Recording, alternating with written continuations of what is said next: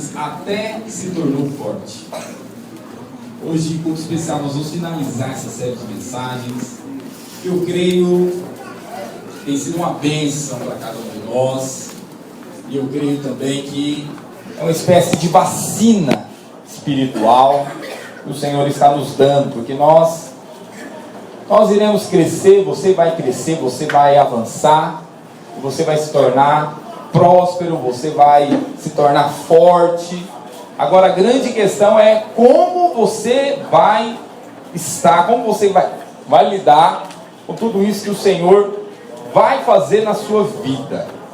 Fala para o irmão que está do seu lado: Deus tem grandes coisas para você. O Senhor tem grandes coisas para você. O Senhor pode fazer poderosamente na sua vida. E eu quero compartilhar com você então a finalização dessa mensagem até que se tornou forte. Bom, nós compartilhamos no último domingo sobre a vida de Saul. Eu compartilhei com você algumas características de Saul, sim ou não? Em primeiro lugar, eu compartilhei com você que Saul era bom filho, sim ou não? Ele era bom filho. Eu falei para você pelo menos duas coisas que nos faz afirmar isso. Em primeiro lugar, ele era um filho que cuidava das coisas do pai. Ele foi cuidar das jumentas do pai que haviam se perdido. Ele foi atrás delas. E nós vimos que ele procurou por todos os lados. Foi atrás das jumentas do pai. No entanto, em determinado momento que ele estava procurando as jumentas do seu pai, ele pensou: peraí, nós precisamos voltar para casa. Porque daqui a pouco meu pai pode deixar de se preocupar com as jumentas e vai passar a se preocupar conosco.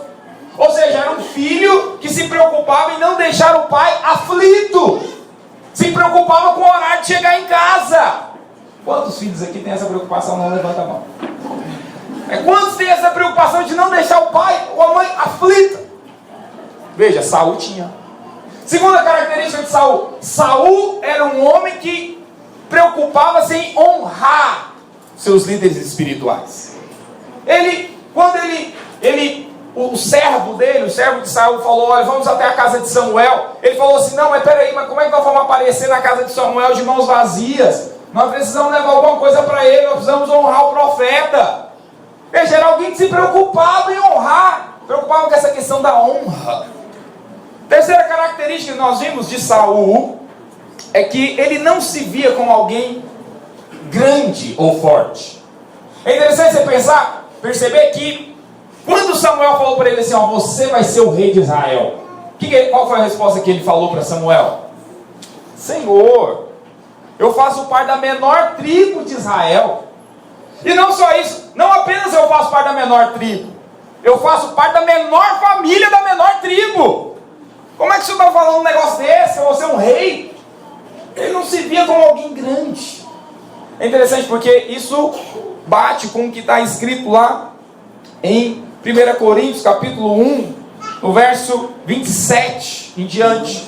1 Coríntios capítulo 1, verso 27 diz o quê? Deus escolheu o quê, irmãos? As coisas loucas deste mundo.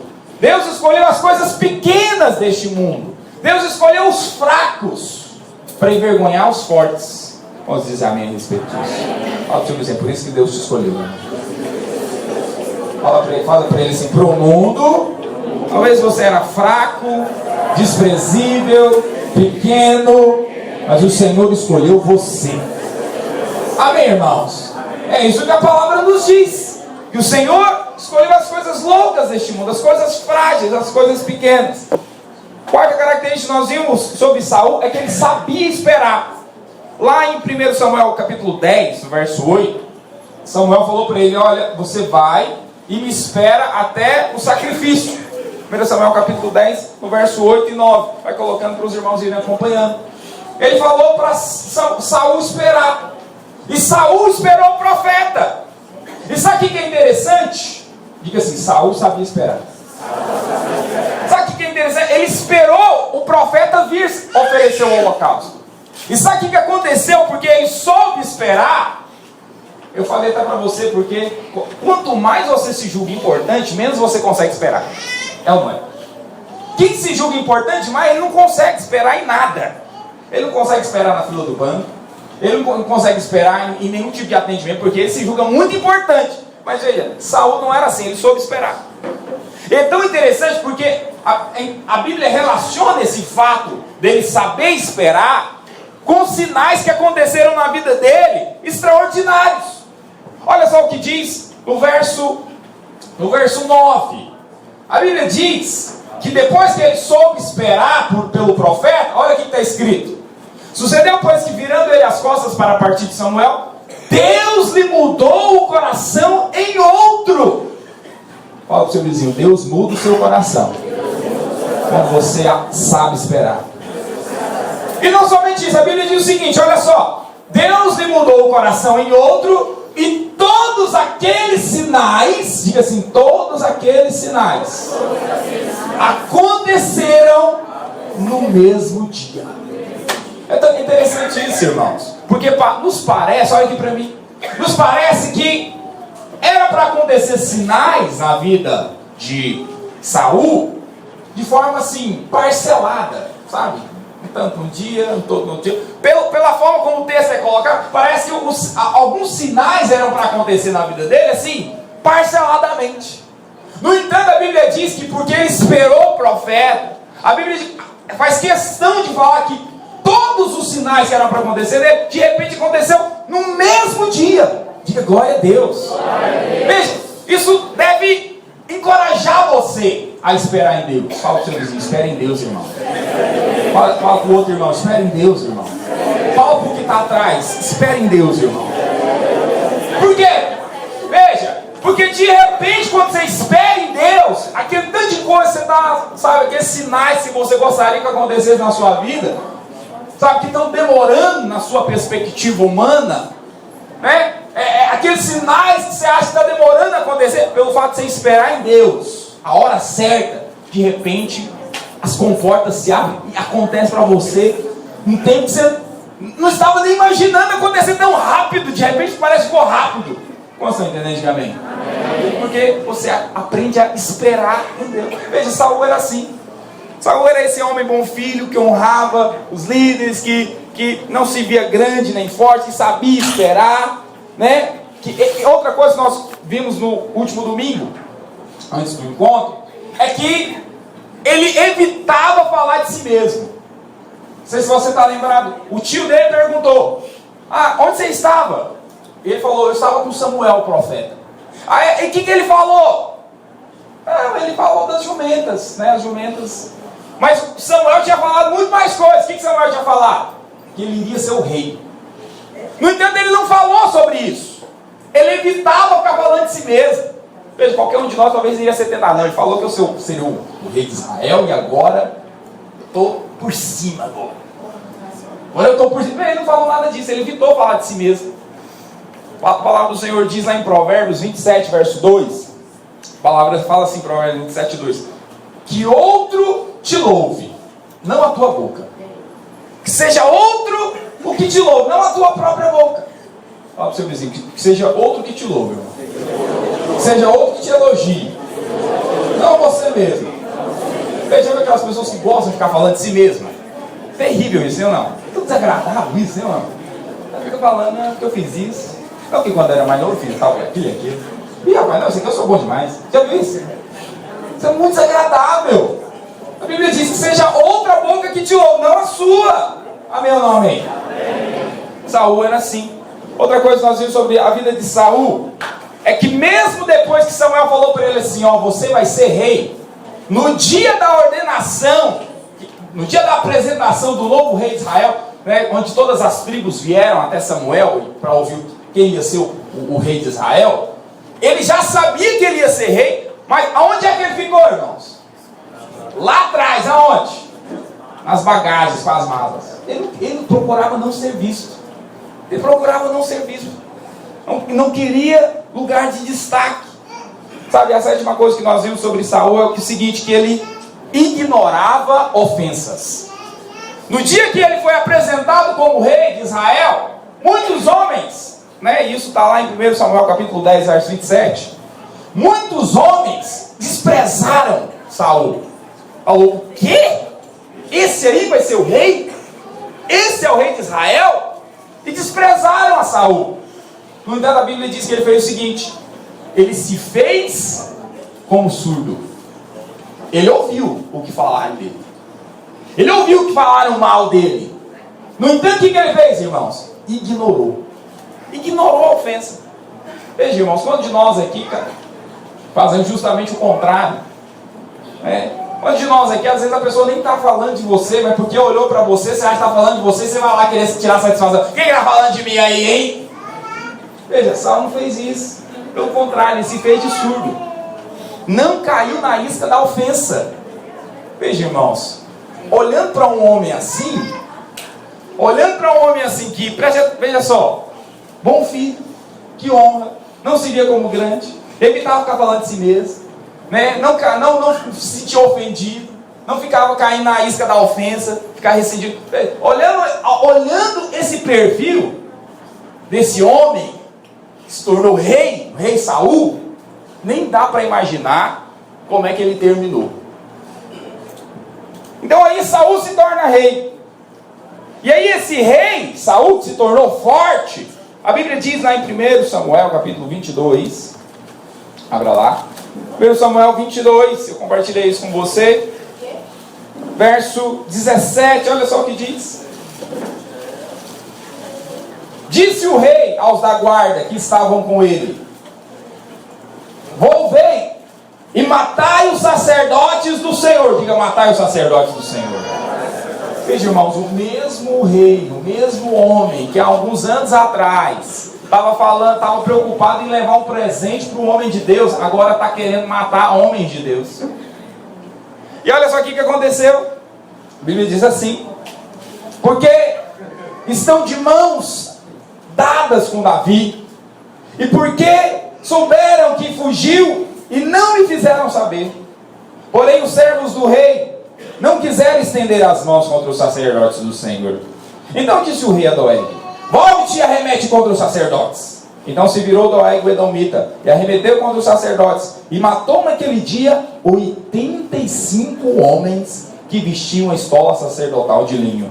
Também a Nobe, cidade desses sacerdotes, passou a fio de espada homens, mulheres, meninos e crianças de peito, bois, jumentos e ovelhas.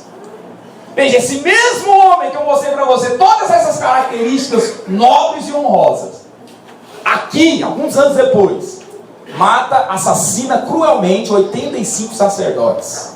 Não apenas 85 sacerdotes, mata homens, mulheres, crianças, recém-nascidos. Se torna um assassino, sabe, provoca uma grande mortandade. O mesmo homem que eu listei para você, de repente aqui alguns anos depois, se transforma num assassino cruel, perverso. Porque assim, até que se tornou forte. Veja, não só isso, a Bíblia diz que 1 Samuel capítulo 28, verso 6, 1 Samuel 28, olha só o que a Bíblia diz a respeito de Saul. Consultou Saul ao Senhor, porém o Senhor não lhe respondeu, nem por sonhos, nem por Urim, nem por profetas. E a Bíblia diz o seguinte: então disse Saul aos servos: apontai-me uma mulher que seja médium, ou seja, feiticeira, para que me encontre com ela e a consulte. Disseram-lhe os servos: há uma mulher em Endor que é médium. Saul se disfarçou, vestiu-se outras roupas e se foi com ele 2 homens, e de noite chegaram a mulher e lhe disse: peço-me que me adivinhes pela necromancia. Veja, irmãos, aqui nós vemos o seguinte: ele foi a Deus, Deus não respondeu ele, o que ele foi fazer? Não, então manda uma feiticeira aí, deixa eu consultar pelo... Veja, isso é como alguém que acha que com Deus não está resolvendo, então eu vou para o mundo aprontar todas. Vou para as trevas, vou para o centro da macumba, eu quero... Veja, o mesmo homem, de um coração inclinado para as coisas de Deus, inclinado para estar com Deus, Se tornou rei, foi ungido pelo profeta. Aqui agora está consultando as trevas. Veja, o que aconteceu nesse meio campo? Eu estou mostrando para você o início de Saul e mostrei para você o final. Agora eu quero compartilhar com você o meio. O que aconteceu? Como é que esse homem mudou tanto? Como é que esse bom rapaz se transformou num rei perverso das trevas? Veja, a palavra do Senhor diz em 1 Samuel capítulo 14. 1 Samuel 14, verso 47. A Bíblia diz o seguinte. Fala justamente do momento do ápice do reinado de Saul. Diz assim: então tomou Saul o reino. Nós lemos no início que ele foi ordenado rei, né? Aqui começa então. E a Bíblia diz o seguinte sobre o reinado de Saul. Então tomou Saul o reino sobre Israel e pelejou contra todos os seus inimigos em redor, contra Moabe, contra os filhos de Amon, contra Edom e contra os reis de Zobá e contra os filisteus. E para onde quer que se tornava, era vitorioso. Na minha versão da escrita assim. Para onde quer que se virava, executava castigo. Para onde quer que ia, tinha vitória. Então ele se tornou um rei forte. Quero compartilhar com você o que aconteceu quando Saul se tornou forte. Primeira coisa que aconteceu quando Saul se tornou forte, porque não imagina, não fique pensando o seguinte: quando a pessoa tropeça, cai, quando você vê aqueles escândalos de homens de Deus, de crentes, não fica pensando que é de uma hora para outra, não. Não é de uma hora para outra. O negócio é um processo que vai culminar numa derrocada. Então, é muito importante se avaliar a vida de Saul, que começou talvez muito melhor que qualquer um de nós. Sim ou não, irmão? Vamos falar a verdade. Saul começou muito melhor que qualquer um de nós aqui. Bom filho, que honrava, que não se via como grande, sabe, que evitava ficar se colocando em destaque, não falava de si mesmo, que, sabe, muito melhor. Mas terminou de uma forma tão tenebrosa. Primeira coisa que nós vimos no caminho do declive, no caminho da queda de Saul, é o seguinte. Está lá em 1 Samuel 13. 1 Samuel 13, nós vamos começar a ver algumas coisas que devem ser um alerta para mim e para você. Primeira coisa que aconteceu na vida desse rei, nós devemos avaliar. 1 Samuel 13, verso 8. Você sabe, antes de ir para a guerra, era comum os reis pedirem que o profeta sacrificasse uma oferta a Deus, para que o exército fosse para a guerra abençoados por Deus. E aqui então é esse o contexto. E aí a Bíblia diz o seguinte: esperou Saul 7 dias, segundo o prazo determinado por Samuel. Não vindo, porém, Samuel a Gilgal, o povo se foi espalhando dali. Então disse Saul: trazei-me aqui o holocausto e ofertas pacíficas. E ofereceu o holocausto. Veja, irmãos, quem é que tinha que oferecer o holocausto? O sacerdote ou o profeta. Mal acabara ele de oferecer o holocausto, eis que chega Samuel. Saul lhe saiu ao encontro para o saudar. Samuel perguntou: o que você fez? Respondeu Saul: vendo que o povo se ia espalhando aqui, e que tu não vinhas nos dias aprazados, e que os filhos teus já se tinham ajuntado em Miquimás, eu disse comigo: agora descerão os filisteus contra mim em Gilgal, e ainda não obtive a bênção, a benevolência do Senhor, e forçado pelas circunstâncias, ofereci o holocausto. Veja, Saul, há uns anos atrás, ele esperou por Samuel. Ele esperou com que Samuel viesse e oferecesse o holocausto a Deus. Só que aqui agora como rei, agora já como um rei forte, ele não teve paciência para esperar Samuel. Não teve paciência para esperar o profeta. Veja, teve dificuldades para esperar. Veja, meu querido, tem alguém que tem dificuldade de esperar o tempo de Deus para você? Aqui é a primeira pista dessa derrocada, dessa decadência de Saul. Teve dificuldades para esperar. Se alguém tem dificuldade para esperar também? Antes você não tinha, agora você está tendo. Cuidado, avalia. Avalia se você tem tido dificuldade para esperar ou não o tempo de Deus, o agir de Deus na sua vida. Posso dizer amém a respeito? Segunda coisa. Segunda atitude de Saul rumo à decadência. Segunda atitude, aquele bom jovem. Veja só, a segunda atitude nós vemos 1 Samuel 13, verso 8 ao 12, nós vemos uma segunda característica, uma segunda atitude. A Bíblia diz o seguinte no verso 12. Qual foi a razão que ele falou porque ele não soube esperar? Ele fala o seguinte: olha, agora descerão os filisteus contra mim, a Gilgal, e ainda não obtive a benevolência do Senhor, e forçado pelas circunstâncias, ofereci o holocausto. Mas na verdade, ele ofereceu por quê? Porque lá no verso 8 diz assim, que o povo se foi espalhando. O povo foi indo embora. As circunstâncias que forçaram ele a se precipitar a fazer algo, foi as pessoas, foi os homens. Veja, segunda então atitude que às vezes nos leva a uma decadência, a um tropeço, é você se preocupar com o apoio ou a opinião dos homens. Deixa eu perguntar, se é alguém que é muito preocupado com o que os outros vão dizer? Tem pessoas que são assim, mas se eu fizer isso, o que as pessoas vão dizer? Veja, você que está buscando ao Senhor, você fica preocupado se seus amigos de repente te abandonarem, se espalhar tudo? Qual que é a sua postura? Porque se você é alguém que quer ter gente perto, você corre o risco de cair no erro de Saul. Corre o risco de cair no erro de Saul. Se sentiu pressionado pela falta do apoio dos homens, pela opinião dos homens. Veja, em primeiro lugar, preocupe-se com a opinião de Deus. Em primeiro lugar, preocupe-se com a opinião do Senhor. Se as pessoas vão te deixar por causa disso, elas que vão perder.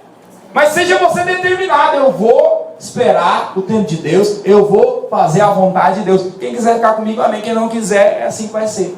Vamos dizer amém a respeito disso. Você vai ter que tomar essa postura. Agora Saul não quis. Ele percebeu os soldados dele indo embora, talvez. Talvez os soldados que foram embora foram pensar o seguinte: a guerra está quase começando, o pessoal aqui não ofereceu a oferta, então não vão embora porque não vão morrer. E aí muitos começaram a ir embora. E talvez alguns chegarem: Saul, a oferta é você, Saul, porque a guerra está quase começando. A Bíblia diz que, forçado pelas circunstâncias, ele cedeu. Sacode seu vizinho e fala assim: não ceda. Não ceda. Permaneça firme. Não, vou esperar a vontade de Deus, não vou ceder. Não vou fazer algo que seja contrário à palavra de Deus. Vamos dizer amém a respeito. Amém. Terceira atitude de Saul. Terceira atitude de Saul está no capítulo 14. Acompanhe comigo. 1 Samuel 14, no verso 18. Então aí eles já estão no meio da guerra. A guerra acontece. A guerra está acontecendo. E aí, olha só a situação. Preste atenção. Saul disse a Aías: Traz aqui a arca de Deus. Porque naquele dia ele estava com os filhos de Israel. Mas enquanto Saul falava ao sacerdote, o alvoroço que havia no arraial dos filisteus crescia mais e mais. Pelo que disse Saul ao sacerdote: Não, desiste de trazer a arca. Veja, irmão, a arca aqui representa o quê? Diga assim: a arca representa a presença de Deus. Veja, Saul, eles levavam a arca para a guerra, o povo de Israel levava a arca para a guerra, como um simbolismo de que Deus estava com eles. Porque você sabe, quando a presença de Deus está conosco, irmão, nós temos vitória em todas as guerras, amém? Quando a presença de Deus está com você, Você vence em todas as guerras. Então o povo de Israel levava a arca para a guerra. E aí Saul falou, manda trazer a arca. Só que aí o alvoroço aumentou. Aí em um determinado momento ele falou, não precisa trazer a arca não. Aqui está escrito, né? Retira a tua mão. Não precisa trazer não. Veja, irmãos, o que isso nos fala? Que atitude, veja, irmão, para aquele Saul se tornar aquele homem perverso, mau e cruel, não foi de um dia para a noite. Não foi de um dia para a noite. Vai percebendo. E aqui nós vemos a terceira atitude dele, que foi o seguinte: para Saul, a presença de Deus havia se tornado dispensável. Dispensável.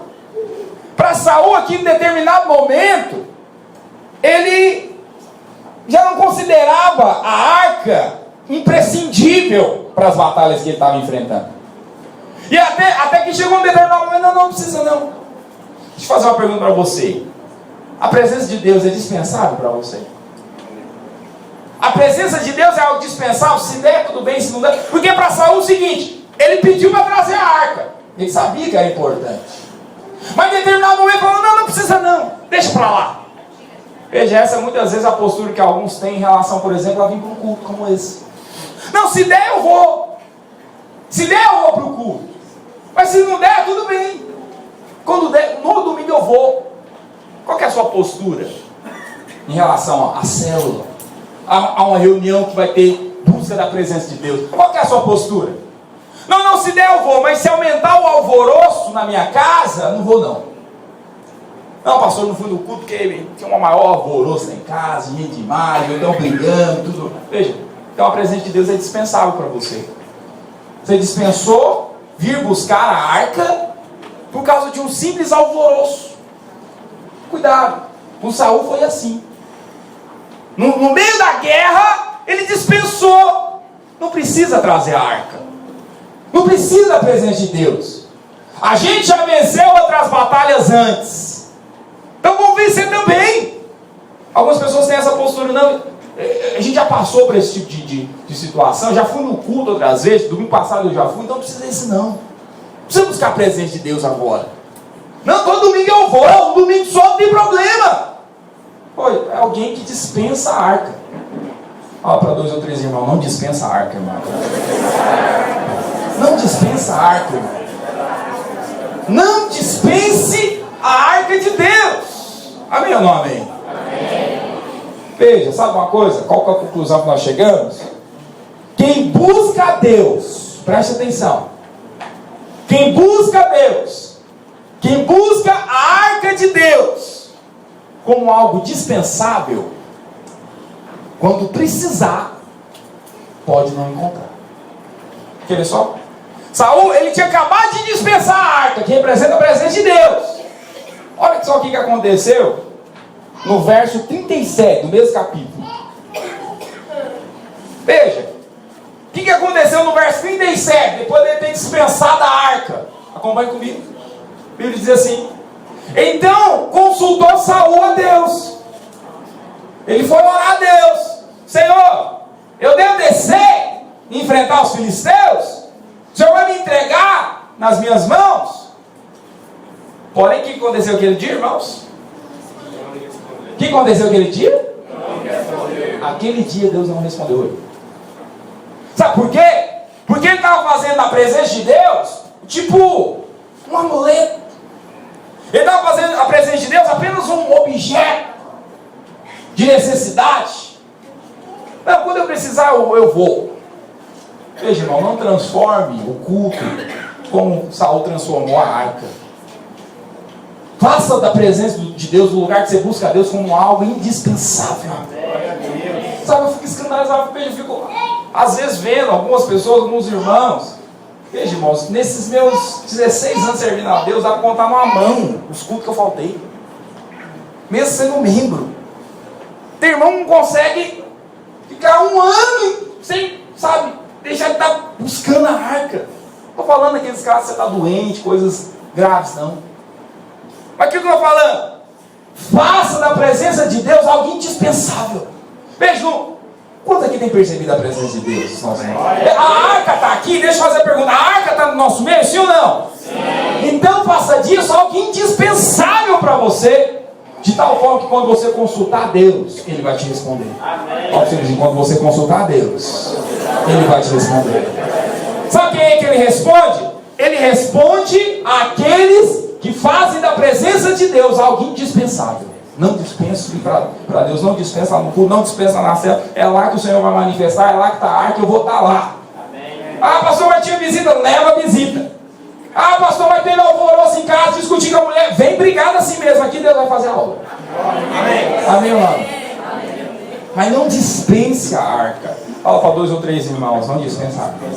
Fala para o irmão que está atrás de você, não dispensa a arca, irmão. Não dispense. Quarta atitude, Saul, 1 Samuel 15. Você repara, o negócio foi só um processo. 1 Samuel 15, verso 12. 1 Samuel 15, versículo 12. A Bíblia diz assim: madrugou Samuel para encontrar Saul pela manhã, e anunciou-se a Samuel dizendo: já chegou Saul ao Carmelo. E outra coisa, Samuel, ele levantou para si uma coluna. Então, voltando, passou e desceu a Gilgal. Em outras versões está escrito monumento. No lugar de coluna está escrito monumento. Veja, o que Saul havia feito para si mesmo? Ali no alto do Carmelo? Um monumento, uma estátua. Já feito uma estátua como, né, os reis do mundo eles gostam de fazer, né? Fez uma estátua de si mesmo. Veja, aquele mesmo jovenzinho que no início ele não queria nem ficar na frente no dia que ele ia ser ordenado, agora ele está fazendo a estátua dele, irmão. O mesmo jovenzinho que estava lá junto às bagagens no dia que ele foi apresentado como rei, agora ele está fazendo um monumento, uma estátua de si. Sabe uma coisa? Nós aprendemos algo aqui.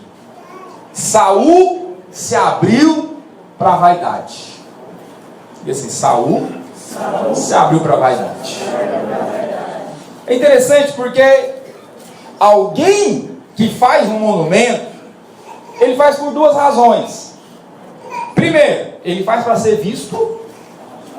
Repara, aquele mesmo homem que não queria ser visto, agora ele quer. Porque agora ele é rei. Agora ele é importante.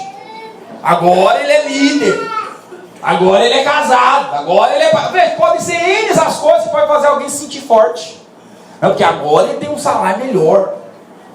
O mesmo jovem que queria ser... Agora ele fez até um monumento, uma estátua para si mesmo.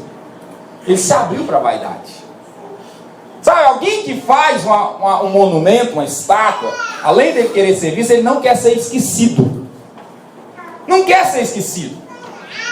Alguém que faz um monumento, ele quer ser lembrado. Você viu que essa é a tentação de todos nós? Você morre de medo de ser esquecido, né? Você quer ser lembrado o tempo inteiro. Se esquecer de falar seu nome, você faz, né, beicinho. Veja, Saul ele queria ser lembrado. Ele fez uma estátua para não ser esquecido. É interessante, irmãos, porque aqui isso fala muito conosco. A palavra monumento vem de mostrar. É a mesma raiz. Monumento, portanto, é para mostrar realmente. Mas você sabia também que a palavra mostrar tem a mesma raiz da palavra monstro? Por isso que nós temos a palavra demonstrar. Ou seja, alguém que faz para mostrar é alguém que está gerando um próprio monstro. Alguém que faz algo para mostrar para os outros, na verdade está demonstrando um próprio monstro. Você entende, diga amém? Amém. Sabe, nós vemos aqui a quinta atitude de Saul, no capítulo 15 também, no verso 17. A Bíblia diz o seguinte, a palavra diz assim: prosseguiu Samuel: porventura sendo tu pequeno aos teus olhos. Foi-se o tempo, hein? Saul se via pequeno. Samuel está chamando a atenção dele. Olha, no tempo que você se achava pequeno aos teus olhos, você não se tornou cabeça das tribos de Israel, e não te ungiu o Senhor rei sobre ele, e o Senhor te enviou a esse caminho e disse: vai e destrói totalmente. Diga assim: vai e destrói totalmente. Vai e destrói totalmente esses pecadores, os amalequitas, e peleja contra eles até exterminá-los.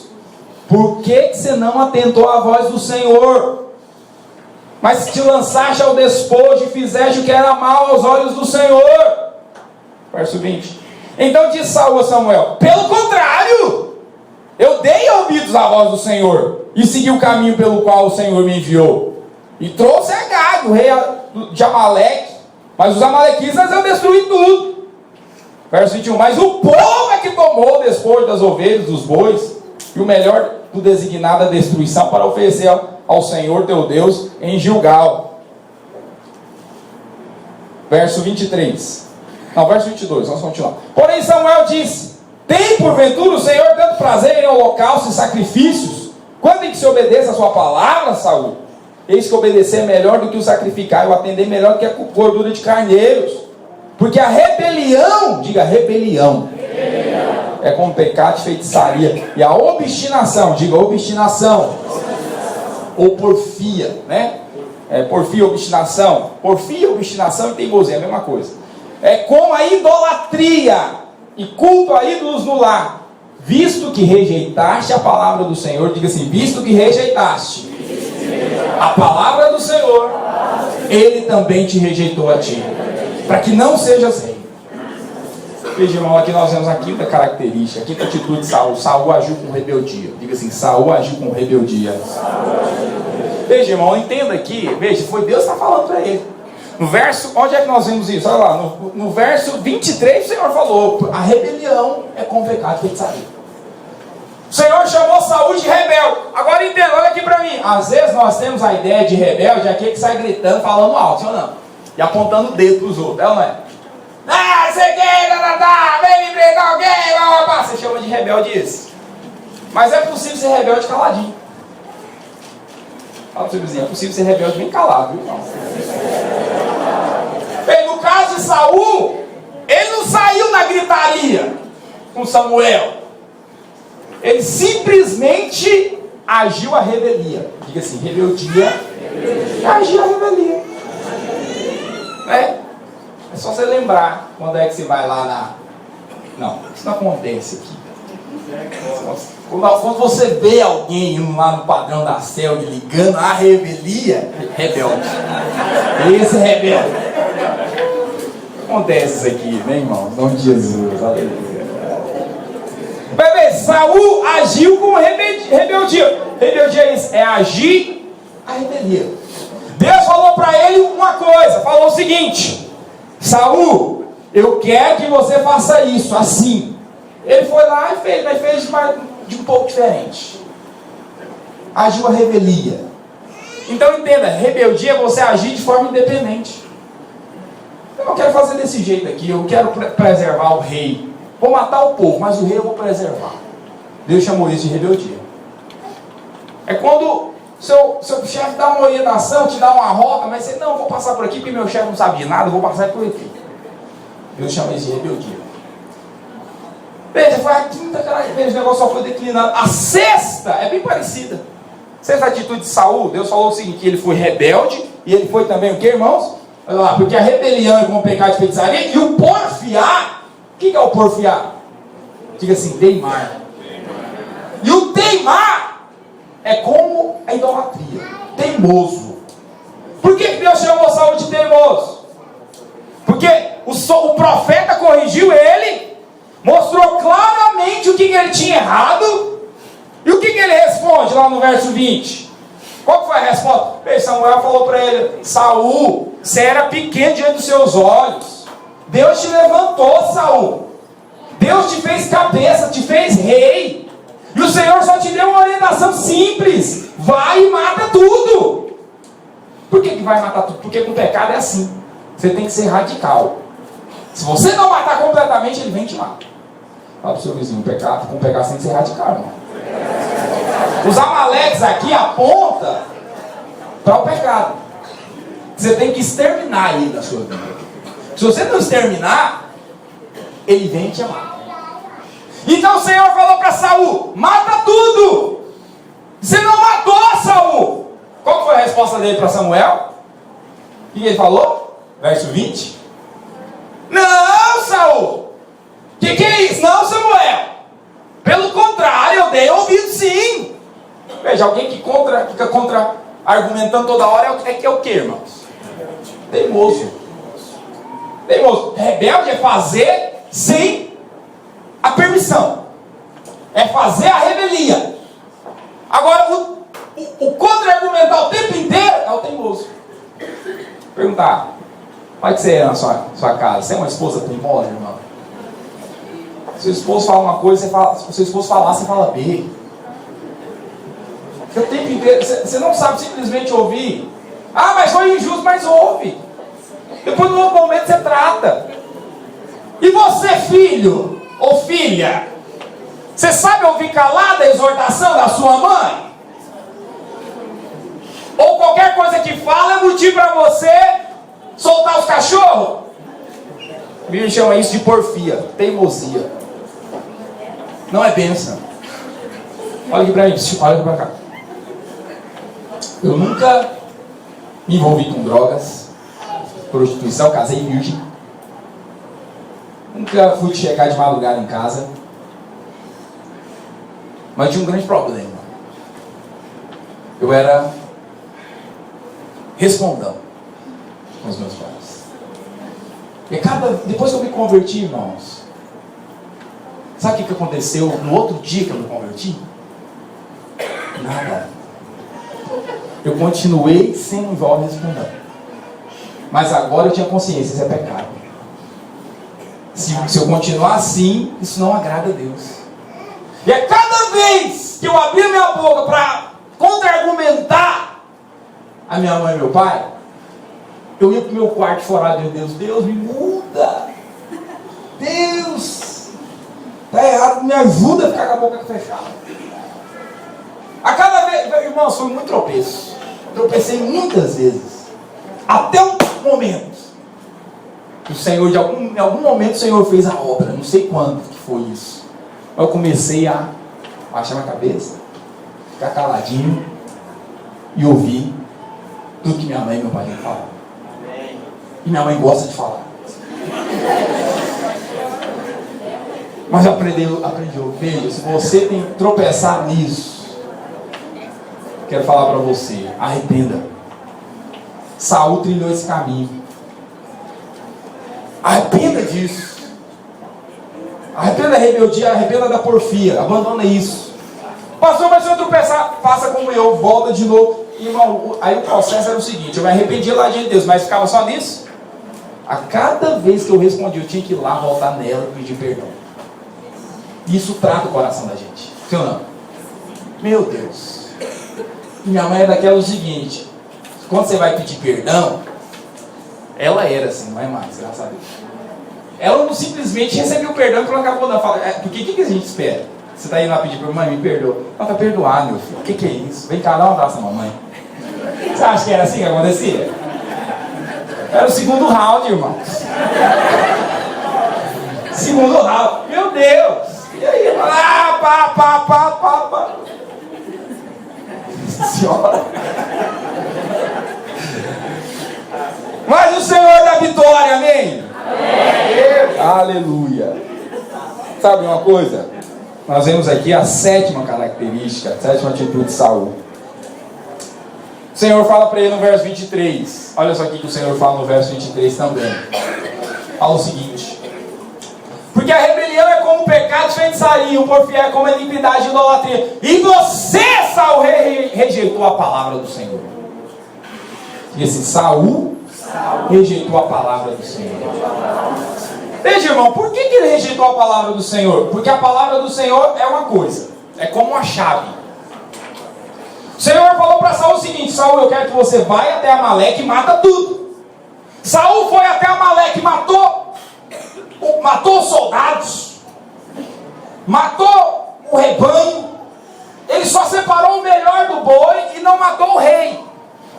E o Senhor, no mesmo versículo aqui, está chamando a atenção dele 3 vezes. Ele falou o seguinte: primeiro, você é rebelde. Segundo, você é teimoso, que eu estou mostrando para você como é que aconteceu. Você está contra-argumentando. E terceiro, você rejeitou a palavra de Deus. Por que ele rejeitou a palavra de Deus? Porque a palavra de Deus é como uma chave que abre porta, abre uma porta. Uma chave, ela abre uma porta. Você pode até pegar várias chaves parecidas, mas é só uma que abre. A palavra de Deus é uma. Você pode até fazer coisas parecidas com o que o Senhor está ordenando, mas você não vai deixar de estar rejeitando a palavra dele. Porque a palavra dele é A. Você quer fazer BA. Não é a palavra de Deus. Como você está entendendo antigamente? Amém. Veja, o Senhor considerou que isso... Não importa se você está fazendo com boas intenções, irmão. Não importa isso. O que Deus está interessado é o quanto você está disposto a obedecer o que Ele falou para fazer. E não a sua boa intenção. Porque veja, irmãos, ele até falou para Samuel: não, Samuel, eu não matei o melhor do boi, o melhor das ovelhas, para oferecer para Deus. Alguém poderia ir de fora e falar: tá vendo? É bem intencionado. Mas Deus não está interessado em boa intenção. Deus está interessado em obediência. Fala para o assim: Deus não está interessado em boa intenção, irmão. Deus está interessado em obediência. Você entendeu antigamente? Veja, irmão, para fechar o negócio, para finalizar. Veja, você percebe um processo de coisas. Não foi de uma vez que Saul se tornou um homem assassino das trevas. Uma série de coisas que ele foi permitindo. A 8ª coisa que ele permitiu foi o seguinte. 8ª coisa foi o seguinte.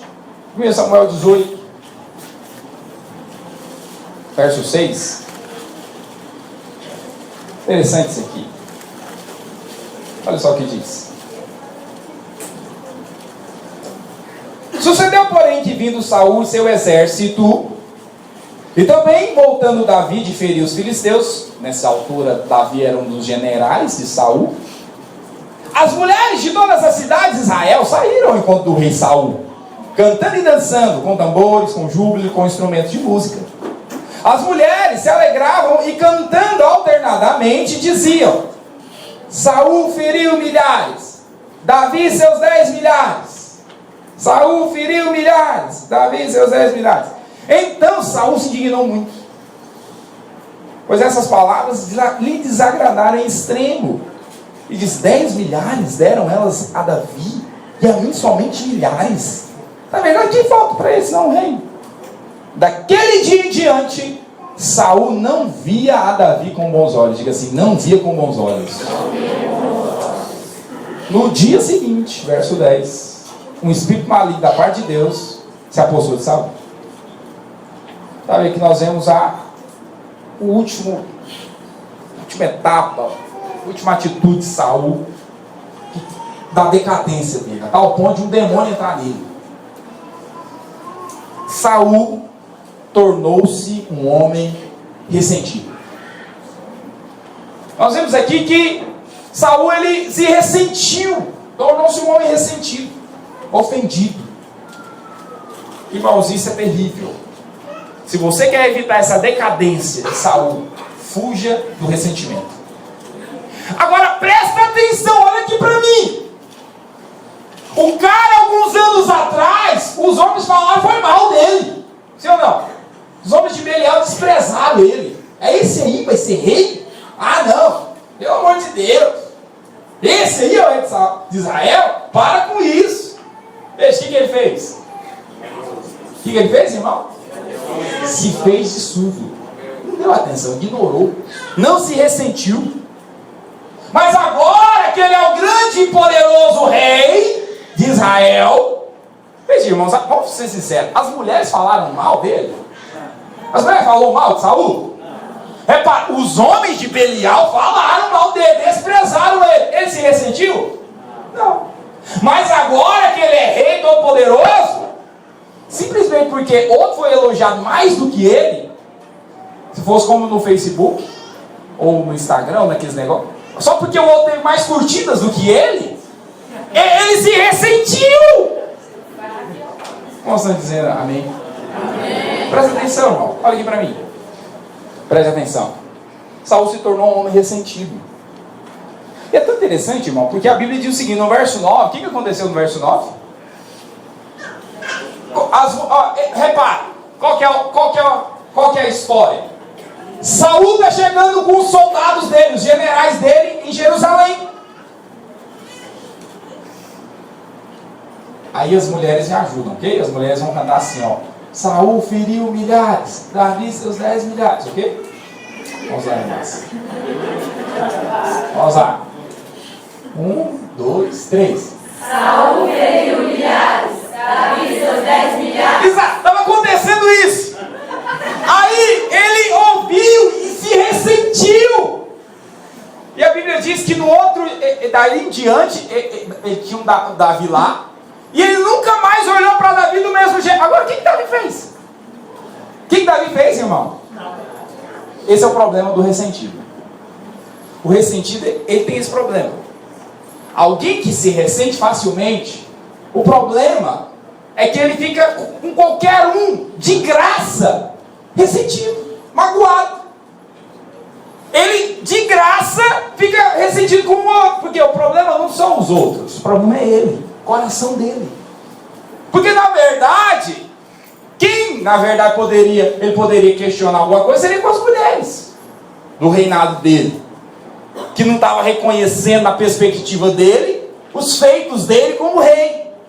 E Davi, que não tinha nada, pagou o pato.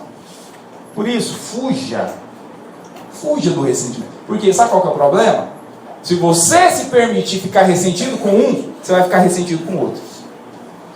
O problema de um que está magoado, ressentido, qualquer outro que chegar perto dele, sem ter feito nada, vai levar chumbo.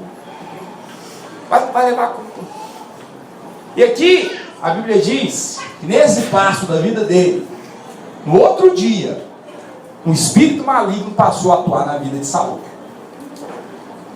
Por ele ter permitido todas essas coisas, mas principalmente essa. Eu quero que você fique de pé no seu lugar. Amém.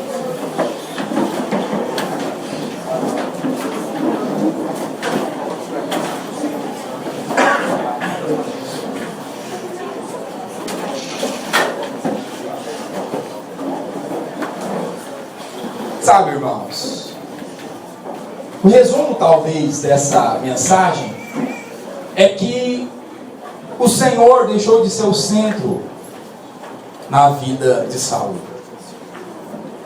Repara que lá quando ele começou a declinar, ele começou a se preocupar com a opinião das pessoas, ele não sabia mais esperar, ele desprezou